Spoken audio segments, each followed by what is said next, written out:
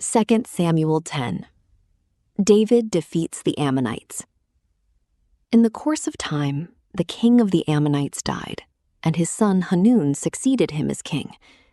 David thought, I will show kindness to Hanun son of Nahash, just as his father showed kindness to me.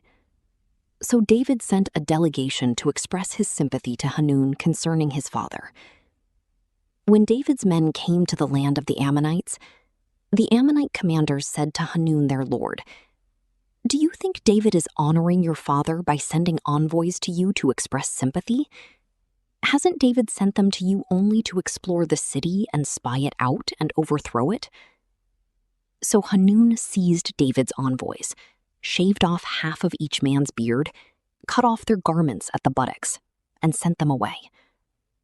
When David was told about this, he sent messengers to meet the men, for they were greatly humiliated.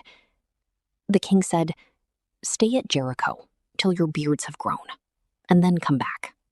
When the Ammonites realized that they had become obnoxious to David, they hired 20,000 Aramean foot soldiers from Beth-rehob and Zobah, as well as the king of Maacah with 1,000 men, and also 12,000 men from Tob. On hearing this, David sent Joab out with the entire army of fighting men. The Ammonites came out and drew up in battle formation at the entrance of their city gate, while the Arameans of Zobah and Rehob and the men of Tob and Maacah were by themselves in the open country.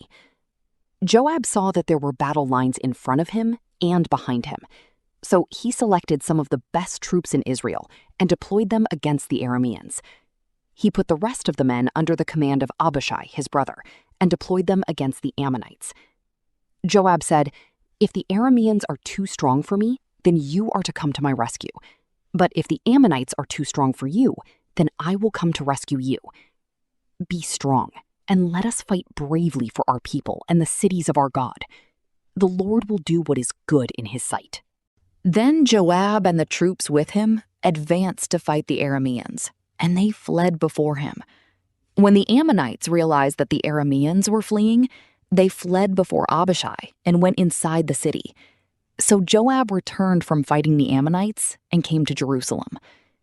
After the Arameans saw that they had been routed by Israel, they regrouped.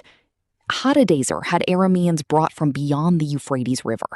They went to Hilam, with Shobak, the commander of Hadadezer's army, leading them.